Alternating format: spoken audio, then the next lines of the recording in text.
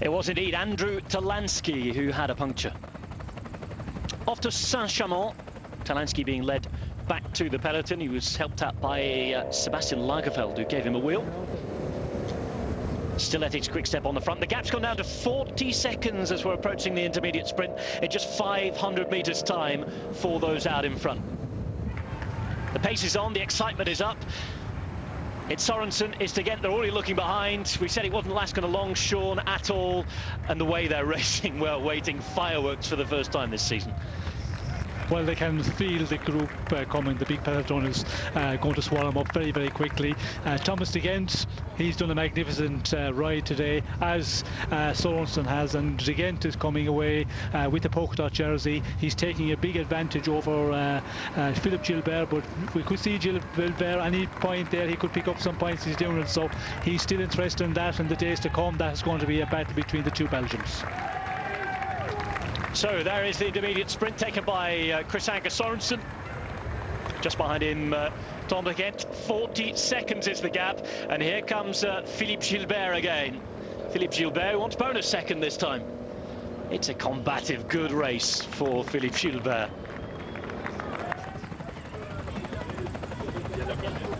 So sprint out the way. Gilbert wraps up the points and we're off to Croix de Chaubouret now.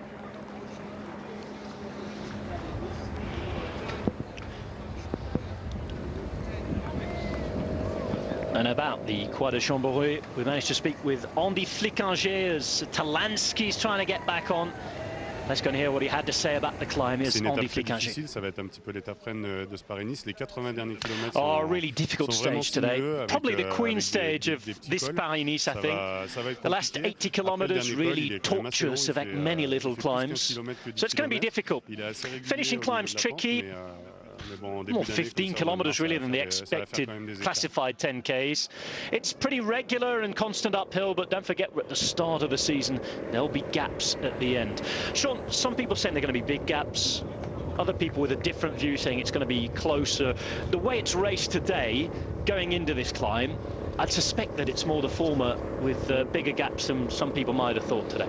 Well, it's looking very like it's going to be a big battle here, and but when we get onto the climb, sometimes, you know, teams have a strategy, a tactic, and when they get a good position in the beginning of the climb, they just wait and start looking at other teams, and then you can have, you know, a lot of that tactics being played. And if that's the case, well, then we could, you know, not see the race being as fast as we'd like it to be in the first 2 kilometers, 3 kilometers of the climb. And if that does happen, well, then we might not see as big as gaps as we would be expecting. Work for Andrew Talansky. Worst moment out of mechanical possible. He's back, but he's had to work hard with his teammates to get back onto the peloton. 25 seconds with BMC at the back, and of course Alaphilippe doing his job for Ethics Quickstep. Sanchez at the front as well for Astana. Still 20 seconds for De Gendt and Sorensen.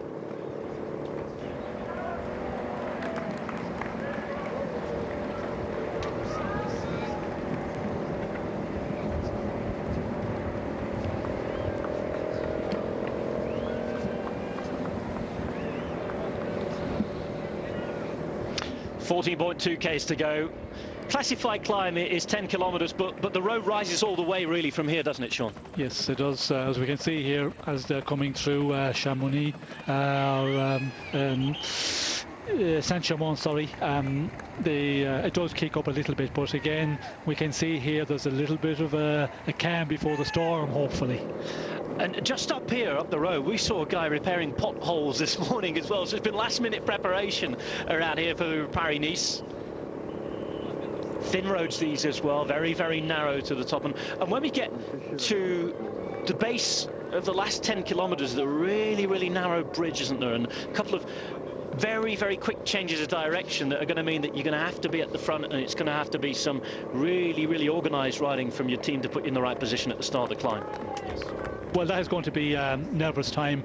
When you come over the bridge, it kicks up immediately, and that is the most difficult part of the climb, I think, the first number of kilometres. And always to get onto a climb until you get the first 2 kilometres done, to get into the rhythm, it's difficult, as we can see our two men out here congratulating each other, and you know, a good day's work, and you know, a strong performance, because stay out there this length, considering the way the peloton have been going for a long time in this stage, you know, they have done a great performance. Sky making their presence felt already on the left-hand side. Pace being set as by Age de Zella Mondiale. Ethics quick step as well. Michael Matthews still in the first 15 to 20 riders to look out for that yellow jersey of his Orica Green Edge team and the race leader. Richie Porte being brought into position. Astana, where is Fabio Aru?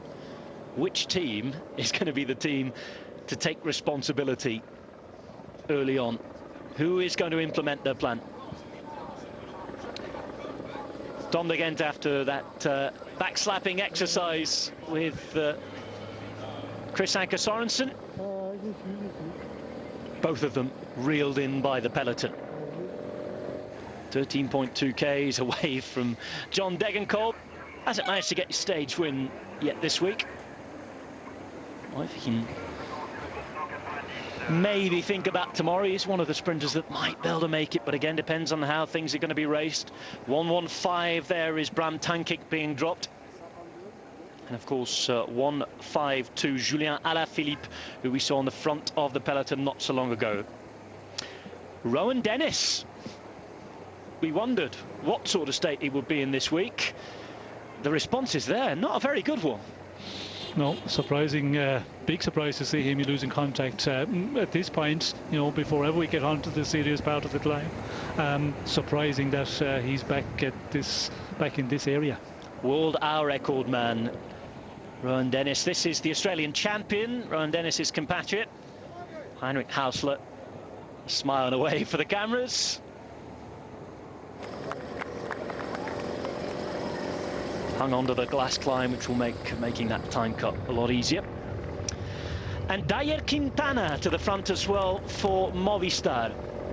Nairo Quintana's younger brother. Dayer Quintana in there, racing in a World Tour race on European roads for the first time. Riding for Movistar. It's all about Kwiatkowski here.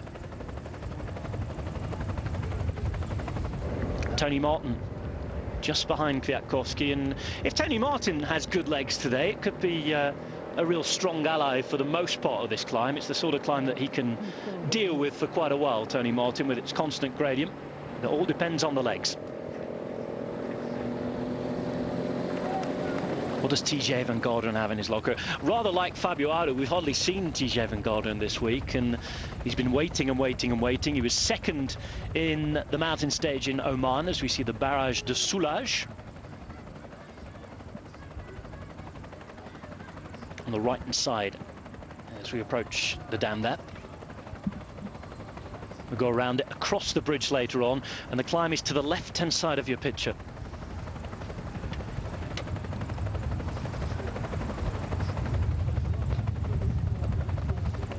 12.2 Ks to go.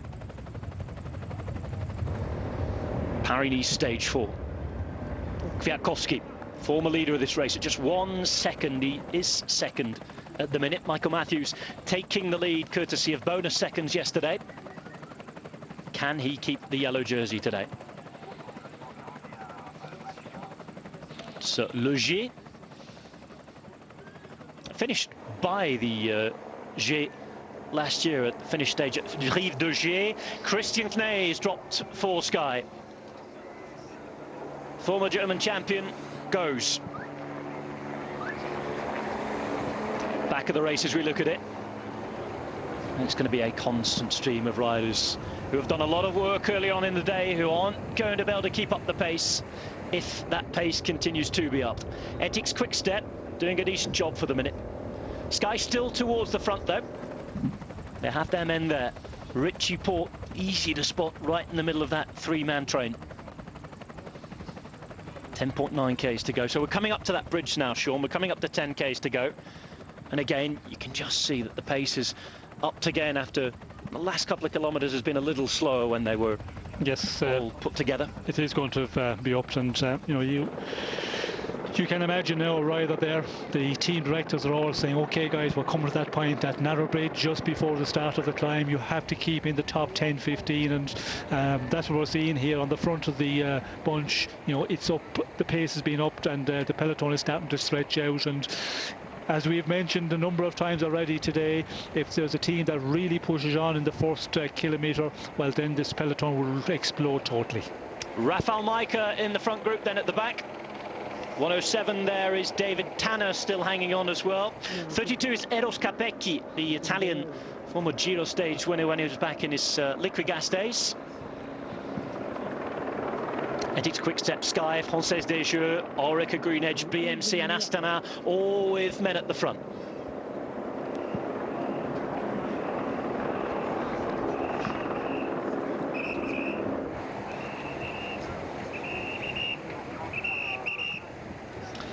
Climb proper is beginning. 10.3 k's to go. Here comes the big left-hand turn. Across the bridge we go, and it goes up and up and up. 10 kilometres at 6.7%. The first ramps are quite hard. The ramps at the end are quite hard. In the middle, it does get a little progressively easier, but as we go across this bridge now, narrower roads, a couple of hairpins in the start of it. It's a beautiful climb, really, isn't it, Sean, as we drove up it this morning? Yeah, it's a nice climb. The road is quite big, good surface, but there is a percentage here, and we're about to come onto it at this moment. So, on to the Croix de Chaubouret. Oh, we've had a crash. We've had a crash. It is the Portuguese champion Oliveira who's down. Rider from Giant Alpecin as well. Warren Balghi, one of the men we're expected to watch today, down. Oh dear, oh dear, oh dear. Just missing that was Benyat and Chalsti at the back. Oliveira's got caught up in it, and one of the riders from Katusha as well. We wait to see who's it. That's not Simon Spilak, is it? It's 1:66 there. Igor Shilin, who's doing a lot of work the other day. Warren Balghi, I'm afraid, is out of this one. And he's a guy that we've been talking about all week, Sean, and one of the men that on his day could have done it today. Yes, could have been up there, just fighting for positions, and you know, everybody pushing on the limit and touching each other, getting tangled, and down they go. I think we're going to struggle to see Warren Balghi again. He's not in a good place there. He's just been asked to see if he's going to be good enough to finish. The medical car will come and have a look at him first. In the meantime, the pace is up here. The pace is up with AG de la Mondiale. Michał Gołasz has been distanced at the back. And Rafał Majka is out the back. Rafał Majka out the back, so it's not going to be his day. First big casualty alongside Warren Balghi of this climb, and we're only 600 metres into it. We were promised action, and we're getting it. Not all of the best kind, I'm afraid, with that nasty, nasty fall for Warren Balghi. 9.3 k's remain. Yellow jersey still nicely tucked in there in 5th place. And this peloton has been dramatically reduced. Some of the directors sportifs before today were saying, well, we might get a group of 30 riders coming up here. At the minute, Sean, I can't see that. Well, as we can see here, it's just AG2R setting the pace here. You know, nothing real big pace being put in here, and a lot of riders getting settled into the climb. And if you get settled into the climb, the first 2 kilometres, well, then there's a lot of riders can hold on, unless there's a team who really have a tactic here. Well, they will just, you know, up the pace big time, and at that you know, at that point, then we will see a lot of splits. But otherwise, we could see, you know, quite a good group of riders coming into the final kilometre. We shall see how it goes, and if that happens, and if we get a group of riders into the final kilometres, Ben Gastar, who's been doing all that work on the front for AG de is distanced, we may see Michael Matthews holding on. There's Michał Gołasz, who are hearing that he had been distanced out the back. And here we go, Astana, Paolo Tiralongo. Tiralongo, who attacked 24 hours ago, is off there again, and Sky are going to be forced to chase this. Immediately, it's they who react. Paolo Tiralongo attacking 24 hours ago. Astana there again. Tiralongo 50 seconds back on the general classification as we see Rafael Majka. 42 there is Lars Bohm going past Rafael Majka, and he had something to say for him as well.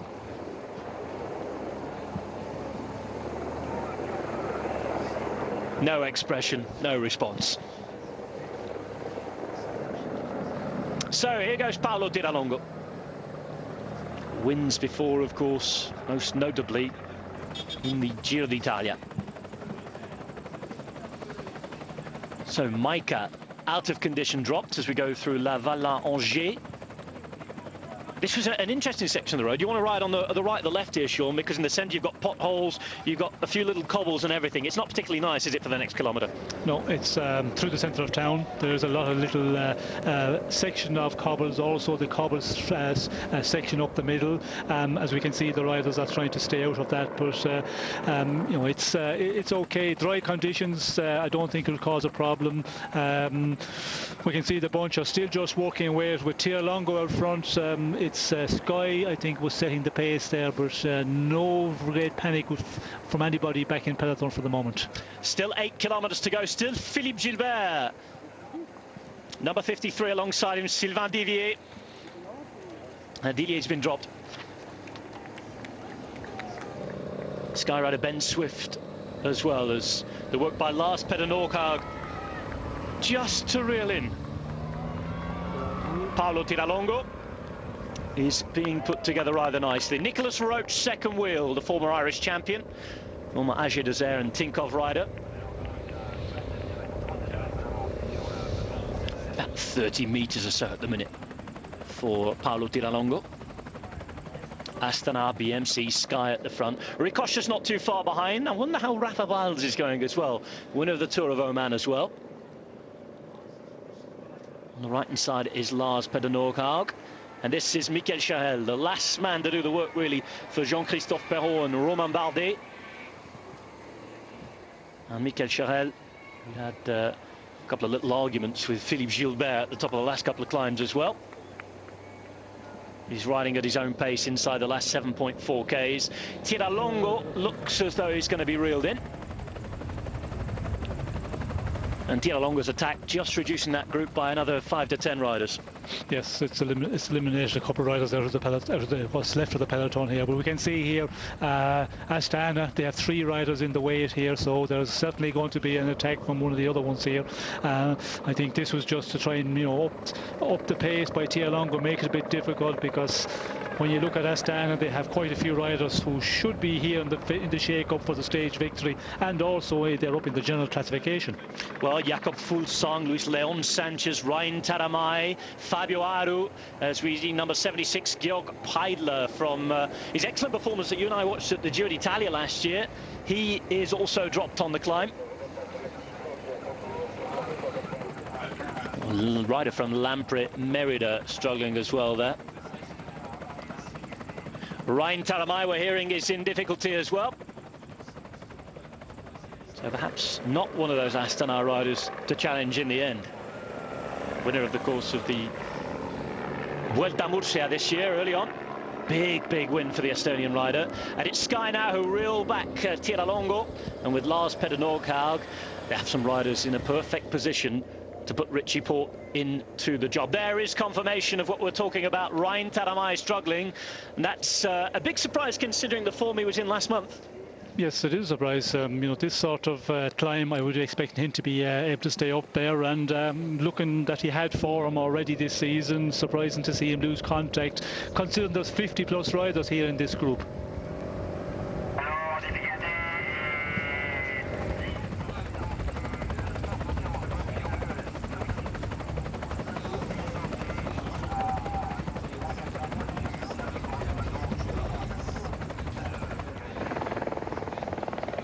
Oh, problems for Bob Jungels. He's been out to take bonus seconds this week. He's been trying his level best to be a leader for the first real time in a big race, but he is in trouble here with 6.4 kilometres to go. Sky with Lars Peder Nordhaug, Nicholas Roach, Geraint Thomas and Richie Porte up there. Fabio Aru, second wheel at the minute for Astana. He has Luis Leon Sanchez a little further back. Just in front of him, that's Jakob Fuglsang. And for Bob Jungels, it's looking very difficult, Sean. Yes, well, if you're starting to get into difficulty at this point, very, very hard to see him, you know, holding on to the tail end of this group. He's going to, you know, I think take a big time packet today. Average grading in this particular kilometre, 6.7%. Biggest average is in the fourth to last kilometre, 7.5%. This is the former Norwegian champion right back at Sky after a few years, or after a year or two away, pardon me, in Velkin. Oh, and here we go with Michael Matthews. He's slipping towards the back of the peloton. And this is a big moment in the race here. Can he hang in? Can he hold on? Or is it going to be just a little too much for him, Sean? I think it's going to be too much when he's suffering at this point, still with just over 6 kilometres to go. You know, there's going to be a lot more attacks put in here, and very hard to recover. And, you know, we did talk about that. Very little racing done by Michael Matthews. Today was going to be the test, and starting to suffer quite early. He has company with him for the ride-in in Simon Clark, who's going to try and look after him, but Michael Matthews looks as though he's cracking here. The yellow jersey will change hands today. And that's it. That is it for Michael Matthews. It's been a valiant effort up to now. We thought that this would be no Monte Cassino. This is longer. This is difficult. And we're seeing Sky with Lars Peder Nordhaug at the front of a 4-man train. The world champion's still there. At the minute, virtual yellow jersey here is Michał Kwiatkowski. But of course, it can all change towards the end. TJ Van Garderen still up there. Problems for Jan Bakelants. Belgian rider who's transferred over to Agi de Zella Mondial. Jan Bakelants also struggling to hack the pace, which is upped considerably. Now, we're wondering about Fabio Aru, Sean. He's right up there at the front still. He had Jakob Fuglsang with him. For the moment, all is going okay. Here they come around the corner. Sky with 4 riders still, though. Remember, hashtag Home of Cycling. Who's going to do it today? We want to hear from you, as ever, here on the Home of Cycling. Just over 5Ks to go. Still Sky, still Tony Martin in there as well, just behind them. Ben Herman's doing a good job, as is Michael Scher. Haven't seen much of Wilco Kelderman today. Just having a look for those Lotto NL Jumbo jerseys. A couple of them in there. Kelderman right in the centre of them. Movistar as well. What can they pull off today? Quintana still there. Dyer Quintana, that is. They've still got 4 riders in there as well. Fernandez still there. As is Rafa Valls, right towards the back of this group. 162 there is Sergei Chernetsky. Thiago Machado as well towards the back. Yuri Trofimov as well. Simon Spilak too. Simon Yates just down in the back also. Yates on the right-hand side with the dark blue, white and green. The young British rider who is so good in the Tour de France.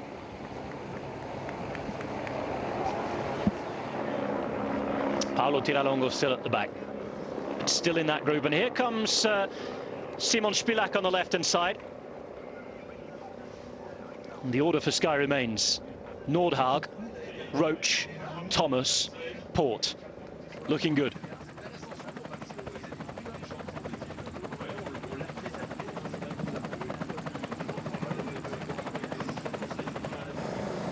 So that's it for Nordhaug. Time for Nicholas Roach, and it looks as though this is going to be the tactic from Sky, try to shed bodies all the way through. It's what we've seen them do throughout the last few years, Sean, to a lesser extent last year, but with the signings they've made throughout the winter, the return of Nordhaug, the signing of Roach, plethora of other names up there who aren't here today, likes of Koenig, the likes of Pools as well. It's really strengthened their their card, hasn't it? Yes, well, when you look at the list of riders within the Sky team, you know, very strong, and you know, Nortag did a brilliant job there, set the pace for a long time. Nobody even tried to attack, and that is the indicator. That tells you how fast it's going.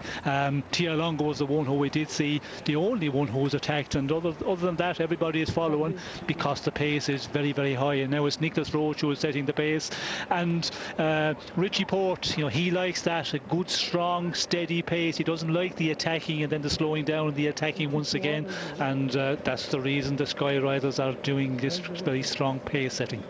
Rikosh's still in there. Tim Whelan's still there as well. Kwiatkowski as well in the rainbow jersey. Tia Longo off the back. So here's the man that Sean was talking about, who attacked, the only man to attack so far on this climb, really. He forced the extra pace. Sky then took it up after him, and here they are right at the front with Nicholas Roach. Irish rider, former Irish champion, of course. You can see that Irish flag on his sleeve. Sounds as though Tony Martin is struggling at the back as well. And there he is, Tony Martin off the back. 4Ks to go, so Kwiatkowski at the minute on his own, I think. Have to double check that when we get another look at the group at the front. Only Tony Martin was around Michał Kwiatkowski. As we look up to the peloton, 4 kilometers to go now. A BMC jersey off the back. A BMC jersey off the back. 55 is Ben Hermans. So good at the Tour of Oman for TJ van Garderen. He is struggling as well. Same case can be said for the man from Europe car, Romain Sicard, the Basque climber of French nationality. And here comes Nicholas Roach.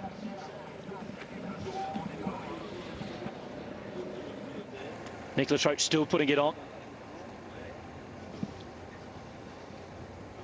Tom Jelteslagte distanced at the back, as is Quintana. Dayer Quintana, remember.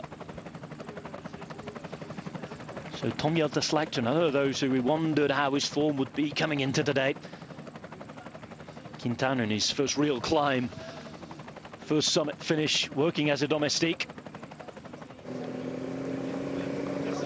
And this is Nicholas Roach, still the same situation, Sean. Body's going up the back.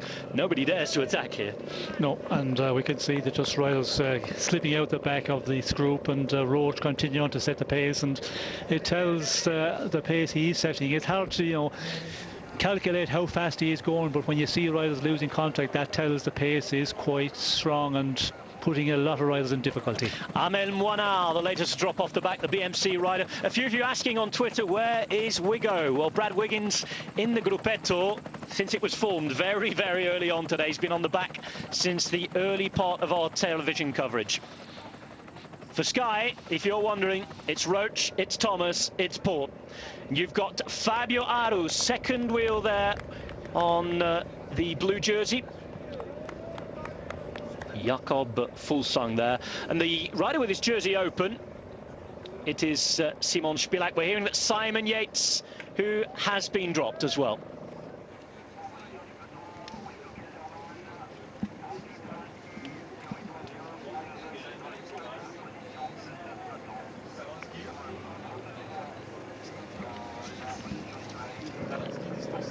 Ricardo Zeudel, the Austrian champion distance. Andrew Talansky struggling as well, as was Wilco Keldum at the back of that group. Nicholas Roach doing some serious damage here with 3Ks to go.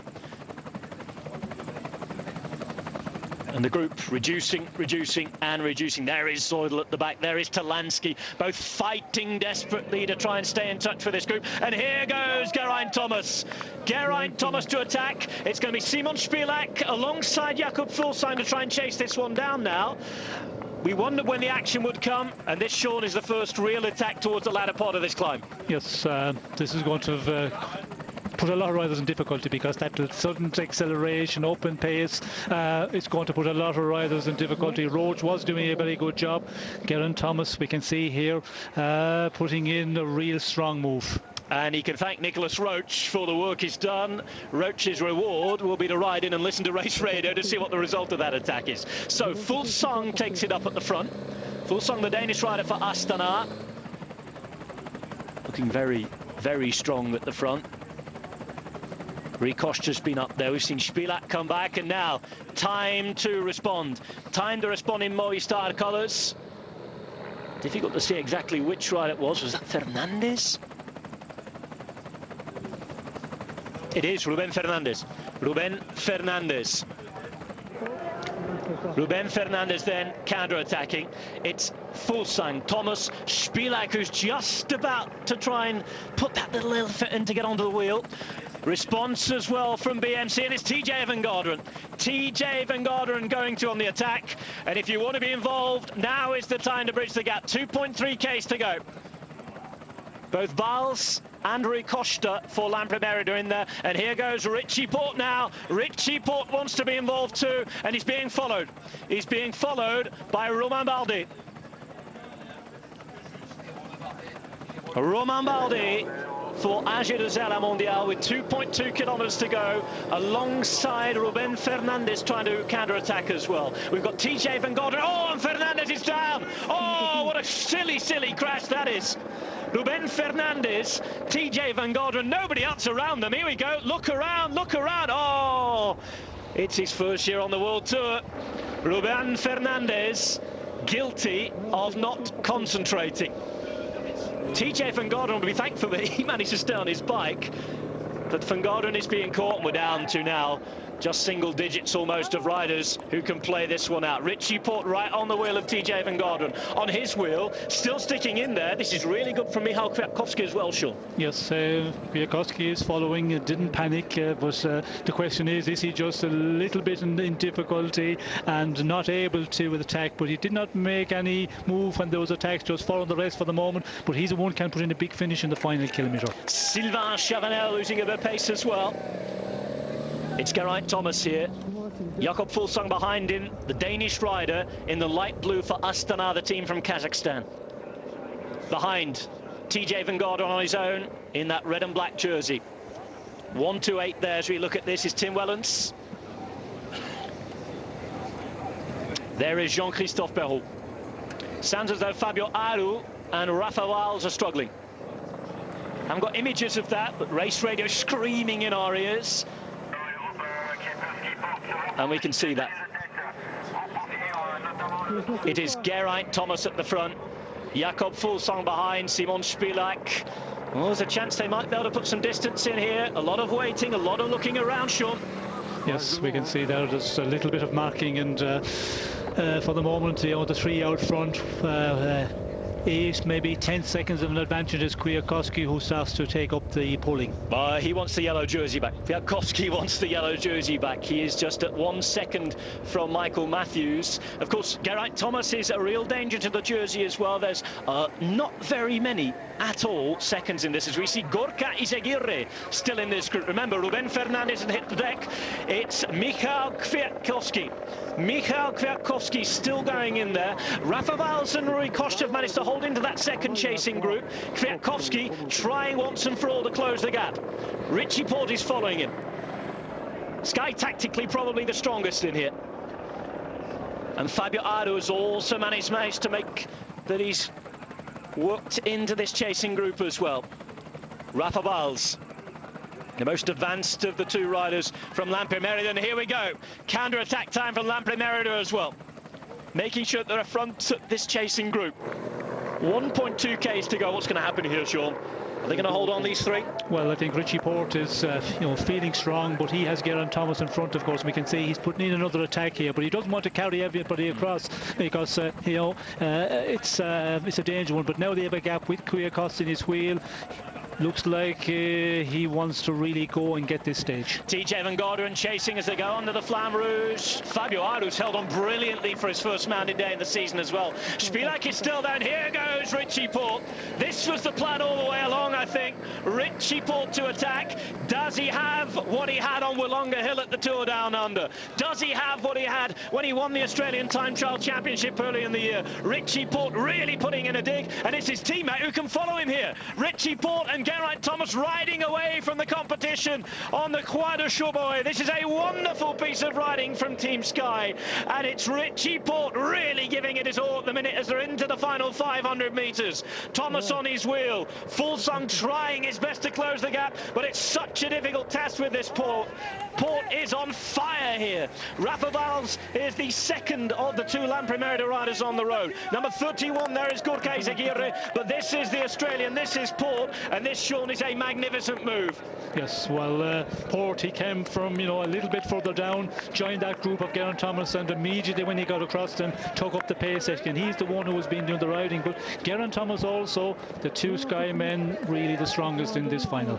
Porte, the Australian time trial champion, a winner on Willonga Hill in the Tour Down Under. Geraint Thomas, the winner of the Tour of the Algarve. Riders trying their best to close that gap. 300 metres to go, but it looks as though they're pulling out, if anything. A look behind from Richie Porte. What do they have here?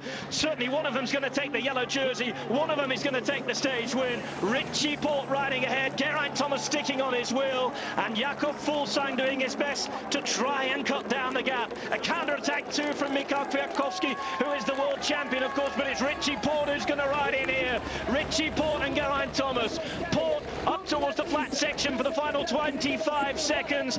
Porte is there. Thomas on his wheel. Wonderful reception from the crowd at the top. Porte rides over. He takes the win. Thomas second. They both punch the air, and the count back to the world champion begins. 8 seconds to Kwiatkowski, 8 seconds to Fuglsang, and Richie Porte wins the stage. 5th place is going to be TJ Van Garderen, again strong in the mountains. Average speed today 38.4 kilometers per hour. Rui Costa rides in, Wellens on his wheel, Aru is there, as is Rafa Valls, Simon Spilak, and at 30 seconds Romain Bardet. It is a big day, a day where we're all out of breath, none more so than Richie Porte, who is really back to his best. We wondered all week, Sean Kelly, what the state of play would be with Richie Porte. He's shown here that he really is back to what we thought he would be last year. Yes, well, he was very impressive, you know, super strong on that climb, and he had Geraint Thomas out in front with 2 other riders, and he was the one who put in a good few attacks, but he was marked on a number of times. If he had, you know, managed to get away a bit further out, well, then the time gap would be, you know, much bigger. But so we see Kwiatkowski, Fuglsang at 8 seconds, but what a ride by the 2 Sky riders. What a ride indeed. Richie Porte is up there. Sylvain Chavanel making his way in, 1 minute and 24 seconds down. Wilco Kelderman coming across the line, and amongst all that we had the rookie's error from Ruben Fernandez. Who knows what might have been. He put in a great ride too, but tactically and physically, these two, the top men on the day. Porte to take the win, right on his wheel his teammate Geraint Thomas.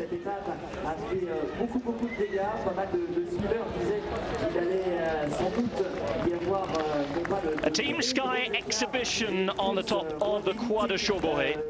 And on Phil Anderson's 57th birthday, it's another Australian, Richie Porte, who shines in front. A pat on the back for each of them. Thomas and Porte, super strong today for Sky. As well, the work that was done earlier on by Lars Petter Nordhaug and this man, Nicholas Roach.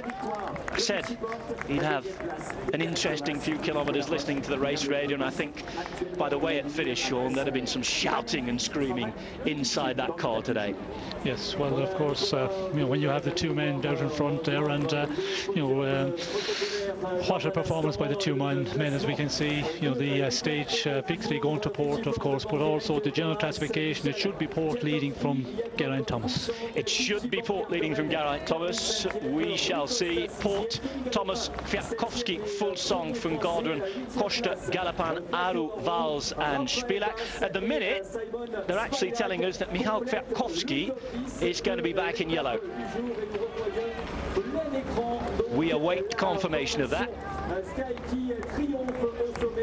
But it is in fact victory on the day for Richie Porte, Geraint Thomas. Sums being done again. Kwiatkowski in yellow. Yes, it would be Kwiatkowski. I was looking at TJ Van Garden actually. I was mistaking that for 18 seconds for Kwiatkowski, but he was at 8 seconds with Fuglsang, so it looks like Kwiatkowski will hold on to yellow jersey. So a great ride from him as well, the world champion combative throughout. It's not his own natural terrain, the high mountain, of course, not to be with the top guys on the planet. However, he's put in a fantastic ride. He is in yellow. Michał Kwiatkowski could end up winning Paris-Nice. So it's been a brilliant stage, and with the time trial still to come, a couple of lumpy days. Kwiatkowski still in pole position, but this race is open. This race could have any number of winners coming into Sunday, Sean. Well, it is going to be difficult one, Kwiatkowski. When you see the two Sky Riders, the way they performed in the final, that one, they are going to be real difficult ones to manage.